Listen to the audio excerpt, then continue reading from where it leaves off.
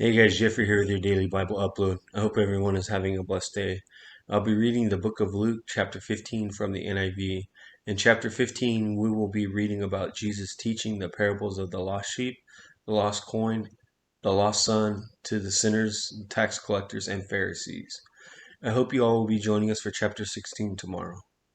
If you are finding value from this, please like, subscribe, and let me know what you think of my video in the comments below. Now the tax collectors and sinners were all gathering around to hear Jesus. But the Pharisees and the teachers of the law muttered, "The man welcomes sinners and eats with them." Then Jesus told them this parable. "Suppose one of you has 100 sheep and loses one of them. Doesn't he leave the 99 in the open country and go after the lost sheep until he finds it? When he finds it, he joyfully puts it on his shoulders and goes home. Then he calls his friends and neighbors together and says, 'Rejoice with me, I have found my lost sheep.' I tell you that in the same way there will be more rejoicing in heaven over one sinner who repents than over 99 righteous persons who do not need to repent. Or suppose a woman has 10 silver coins and loses one. Doesn't she light a lamp, sweep the house, and search carefully until she finds it? And when she finds it, she calls her friends and neighbors together and says, 'Rejoice with me, I have found my lost coin.' In the same way, I tell you, there is rejoicing in the presence of the angels of God over one sinner who repents." Jesus continued, "There was a man who had 2 sons. The younger one said to his father, 'Father, give me my share of the estate.' So he divided his property between them. Not long after that, the son got together all he had, set out for a distant country, and there squandered his wealth in wild living. After he had spent everything, there was a severe famine in the whole country, and he began to be in need. So he went and hired himself out to a citizen of that country, who sent him to the fields to feed pigs. He longed to fill his stomach with the pods that the pigs were eating, but no one gave him anything. When he came to his senses, he said, 'How many of my father's hired servants have food to spare?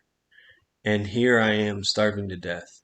I will set out and go back to my father and say to him, Father, I have sinned against heaven and against you. I am no longer worthy to be called your son. Make me like one of your hired servants.' So he got up and went to his father. But while he was still a long way off, his father saw him and was filled with compassion for him. He ran to his son, threw his arms around him, and kissed him. The son said to him, 'Father, I have sinned against heaven and against you. I am no longer worthy to be called your son.' But the father said to his servants, 'Quick, bring the best robe and put it on him. Put a ring on his finger and sandals on his feet. Bring the fatted calf and kill it. Let's have a feast and celebrate. For this son of mine was dead and is alive again. He was lost and is found.' So they began to celebrate. Meanwhile, the older son was in the field. When he came near the house, he heard music and dancing. So he called one of the servants and asked him what was going on. 'Your brother has come,' he replied, 'and your father has killed the fattened calf, because he has him back safe and sound.' The older brother became angry and refused to go in. So his father went out and pleaded with him.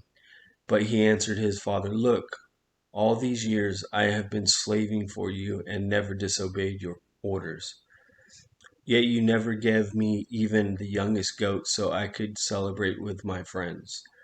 But when this son of yours, who has squandered your property with his prostitutes, comes home, you kill the fattened calf for him.' 'My son,' the father said, 'you are always with me, and everything I have is yours. But we had to celebrate and be glad because your brother of yours was dead and is alive again. He was lost and is found.' Thank you all for joining us today. I hope you all have a great day, and I look forward to seeing you all again tomorrow.